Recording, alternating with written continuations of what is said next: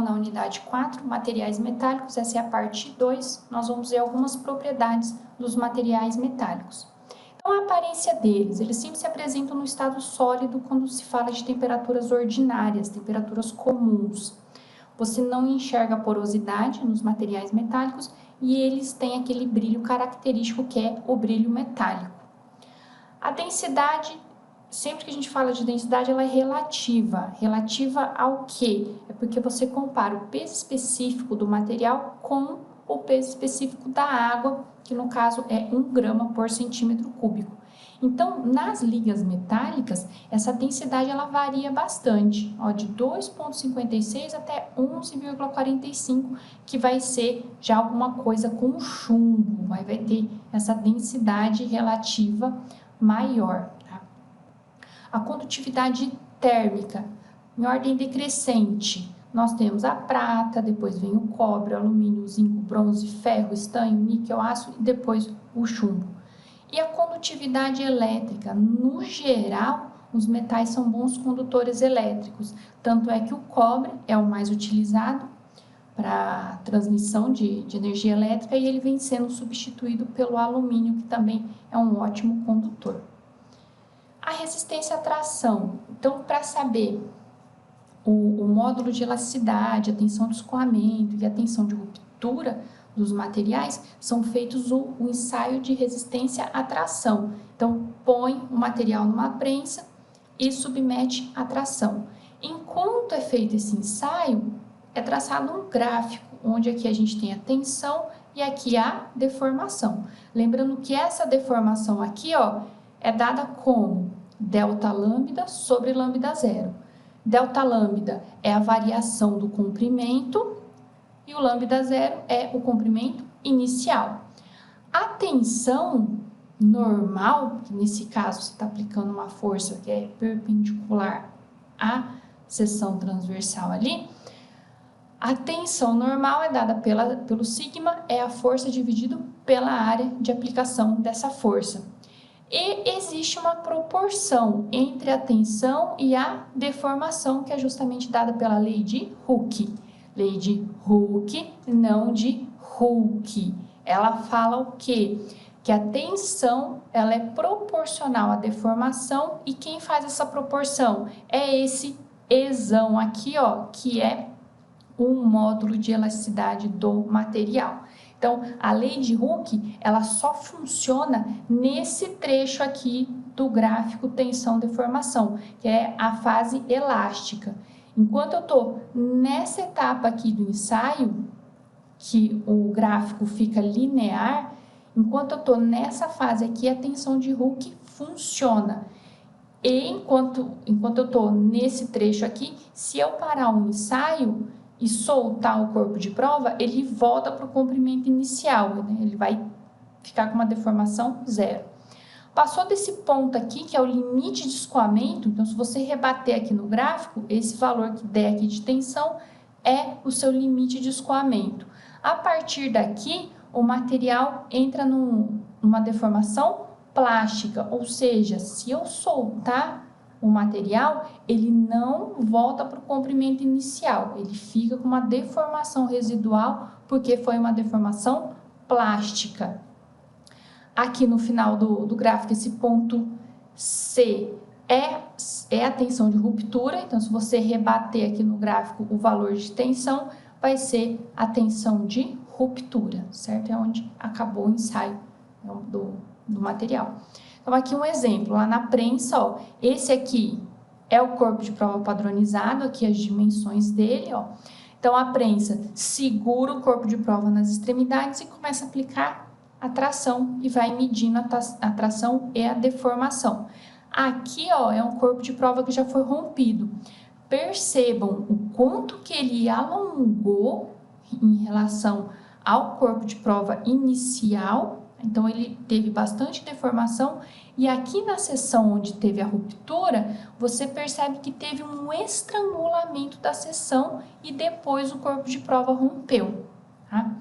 Por que teve esse estrangulamento? Porque esse é um material que ele apresenta uma fratura dúctil, porque os metais são materiais dúcteis.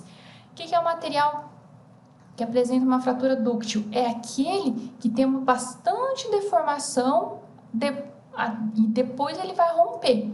Enquanto que uma fratura frágil, o material ele não apresenta grande deformação, ele já rompe logo, tá? Porque é um material que é rúptil. Então, aqui é um material dúctil, então ele deforma muito antes de romper, e aqui é um material rúptil, ele não deforma muito antes de romper, tá? E a fratura é quando o material separa em duas partes ou mais. Nesse caso, separa em duas partes durante o ensaio.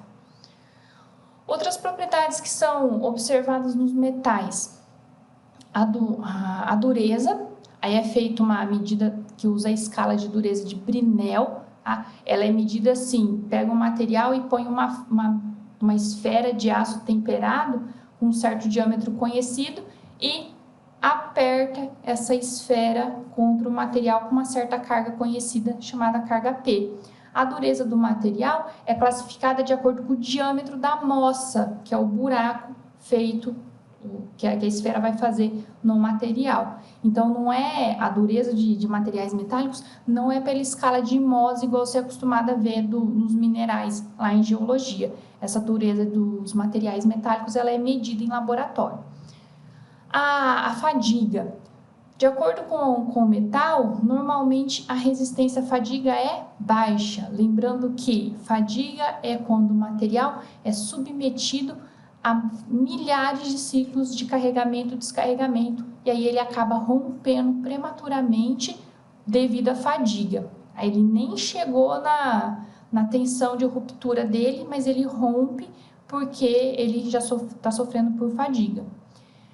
E outra questão que tem que ser vista dos metais é a corrosão. Quase todos os metais apresentam corrosão, com exceção do ouro e da platina. Mas então na construção civil você não usa esses metais.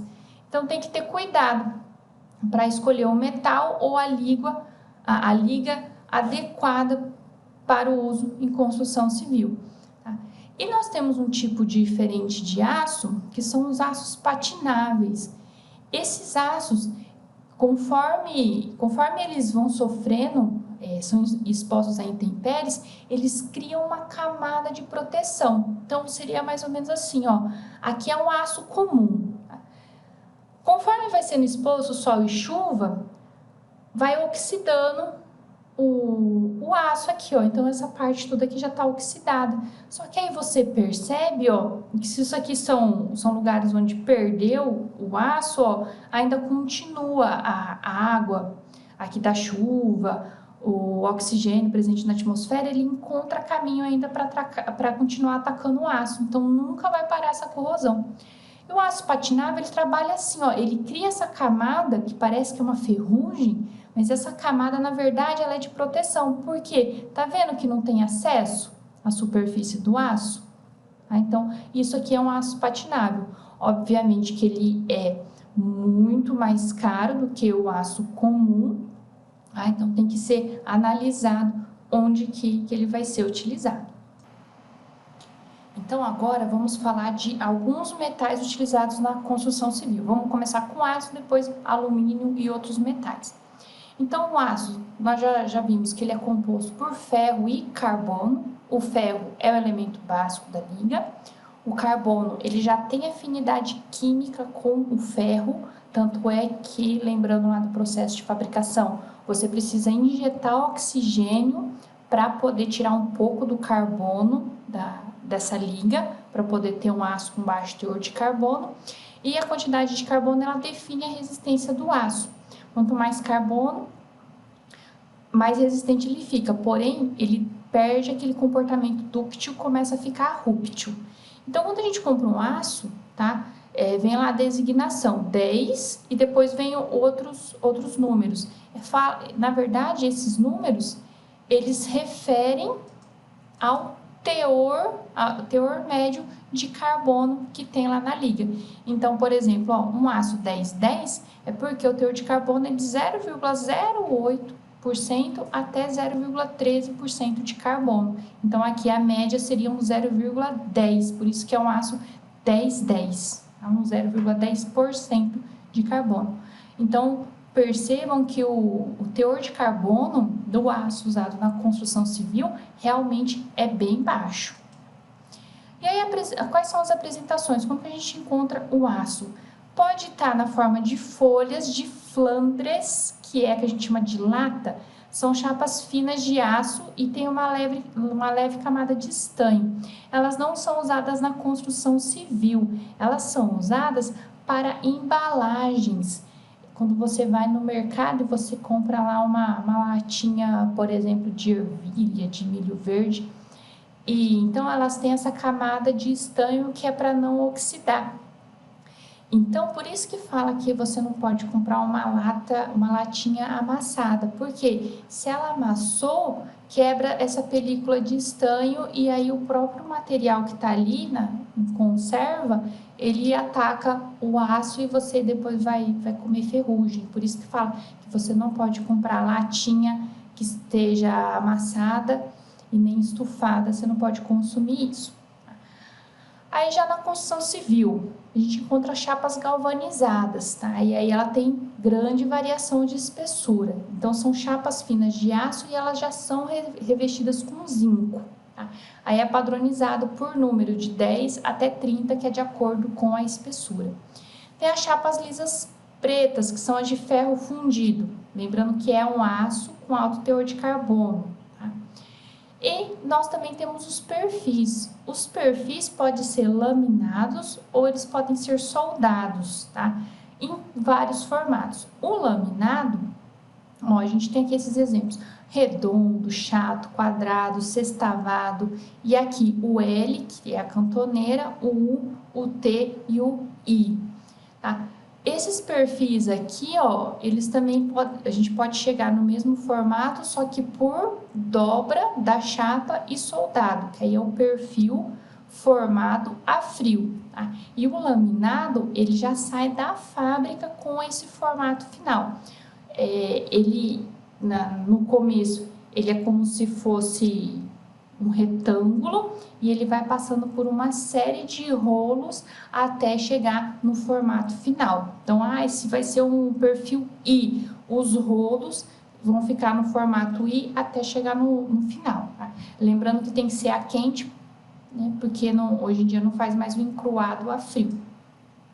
Também a gente encontra o aço na forma de telas e arames, aqui as telas, elas levam um pingo de solda aqui nos encontros, ó, e o arame usado para amarrar a armadura de concreto, tá? Esses arames são recosidos. Os pregos são feitos a partir de arame galvanizado e também a gente encontra os tubos, que pode ser com costura ou sem costura. Aqui uma foto.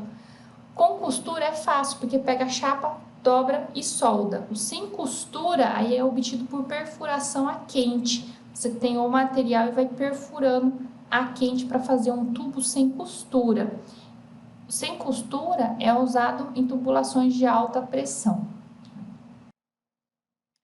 E os usos mais comuns do aço na construção civil na parte de estruturas metálicas.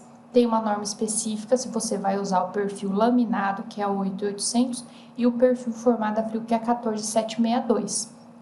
E como a armadura, que aí já é no formato daquelas barras de aço nervurada, você tem o uso do aço na armadura do concreto armado, que é a armadura passiva, e o uso no concreto protendido, que é a armadura ativa.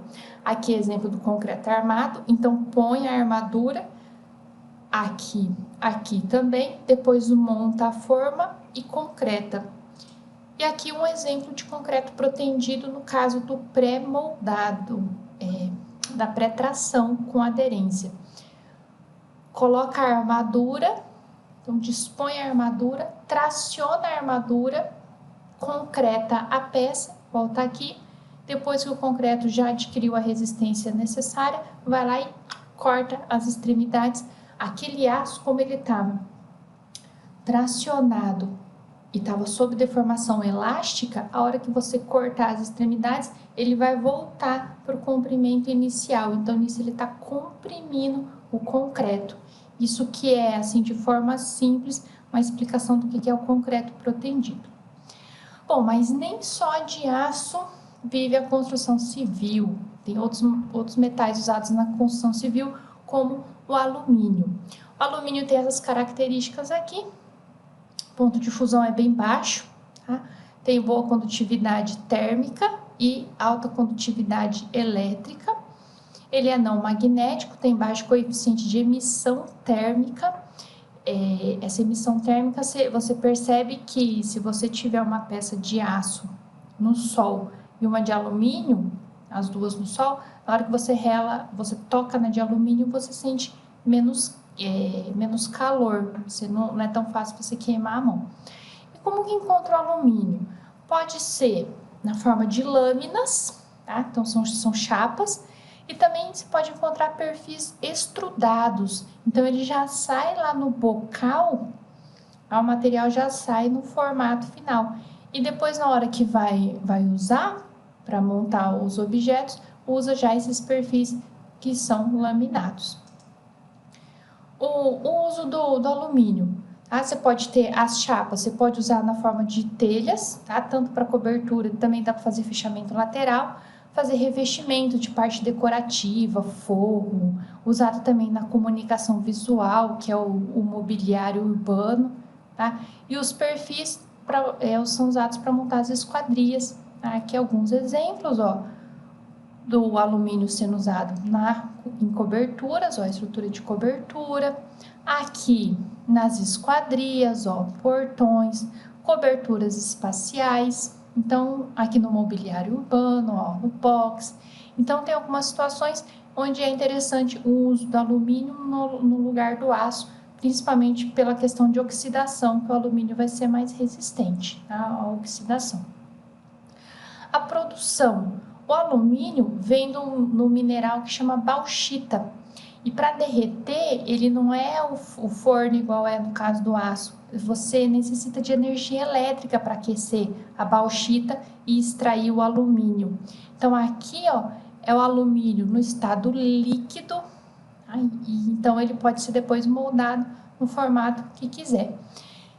Então, como usa energia elétrica para poder fundir o material, olha aqui uma informação interessante. As 6 fábricas de alumínio primário, que quando está fazendo alumínio a partir da bauxita, só 6 fábricas consomem 5% de toda a energia gerada no país. Então, para vocês terem uma ideia de como se consome bastante energia elétrica.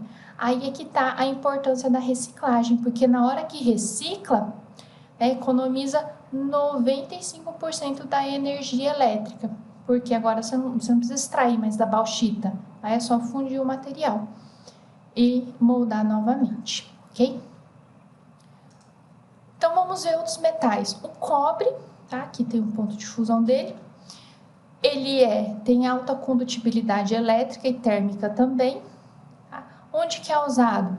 Em motores, telefones, circuitos elétricos. Então, aqui nós temos um formato de fio, ó. Então, dentro dos cabos elétricos, os fios são de cobre, então tem os fios de cobre para conduzir a energia e o isolamento que é feito de PVC, tá? Que é um plástico. Aqui, os tubos de cobre, tá? Que antigamente, quando se fazia canalização para água quente, tinha que usar tubo de cobre. Hoje em dia nós temos outros materiais que a indústria de plástico desenvolveu, mas antes era feito tudo com tubos de cobre. O chumbo, ele é pouco abundante na natureza, é encontrado em minérios como a galena e a cerusita. Ele é usado na fabricação de baterias, tubos e conexões para água, isso era muito antigamente. Também era usado em coberturas e absorventes de choque, esse uso ele continua. E também, como a densidade dele é grande, ele é usado para fazer revestimento em locais que vão ser manipuladas substâncias radioativas.